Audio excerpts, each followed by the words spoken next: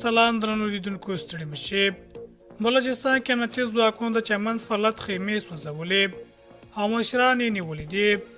نو زیات ویډیو کې ګورئ، چینل سره هم سبسکرایب کړئ.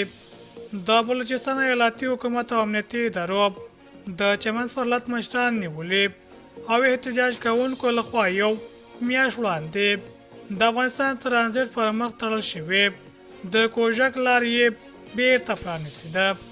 ځایي خبریالانو یو شمېر فرلت کوونکو بي بي سي ته ویلي د لارو خلاصولو پر مهال امنیتي ځواکونو د احتجاج کوونکو خیمې سوځولې او اوښکې بهوونکي ګاز یې پرې کارولي دي.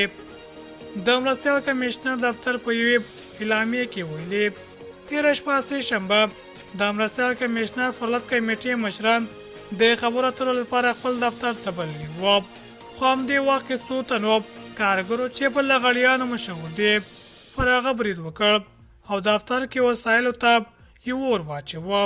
په اعلامیه کې ویل شوي په دې برید کې مرستیال کمیشنر ته زیان نه دی اوښتی.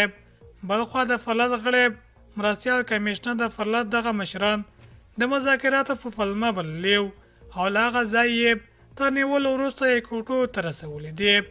دوی وایي د هر څه له مخکیني پلان سره سم عملي شوي دي، ځکه دغه په وینا د فرلت له ماتولو مخکې د انټرنیټ او ټلیفون شبکې بندې شوې وې او زیاتوي چې دا یو ښه ثبوت دی.